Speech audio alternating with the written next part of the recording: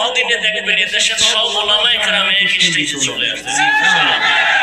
অল্প দিনে দেখবেন ওই গ্রামে একটা কথা আছে না, কি জানি, ওই যে আমার দুধ মিলে যায় আর মাঝখানের কি কি ওটার কি নাম এলাকায়, আপনাদের এলাকায় আমার দুধ মিলে যায়, দূরে সরে যায় কোনটা বড়া না।